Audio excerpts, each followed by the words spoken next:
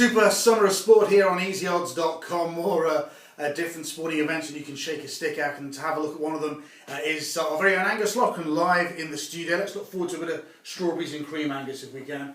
Then go to a Wimbledon 2015. And the men's game is almost like changing from month to month now, isn't it? Djokovic has been up there for the past few years as the undisputed number one, but in behind him, slowly but surely, the hierarchy is changing. Well, yeah, I mean, it's still the same faces, but just in a different order, although I think very much now Novak Djokovic is the man to beat, and really, in normal years, he should be odds on to win this year's Wimbledon, and I'm surprised he's odds against. To be quite honest, if it wasn't for the fact that Andy Murray's playing so well, and Andy Murray, in many ways, is his main challenger now.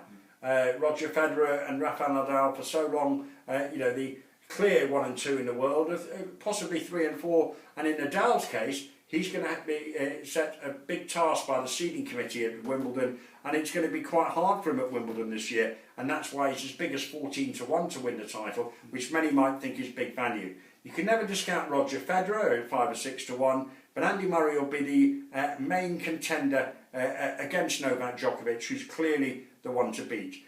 Grigor Dimitrov, he's the fascinating... he was sensational last year, wasn't he? And around about 16-18-1, you'd have to respect him. Wawrinka, obviously, he's a Grand Slam winner, you'd have to respect him. And you look at someone like Tsonga at 40 or 50-1, who had such a good run in the recent French Open, and he'd come into calculations. But realistically, it's whoever beats Djokovic will win Wimbledon. Murray will be hoping that he's in the other half and doesn't have to play him until at least the final.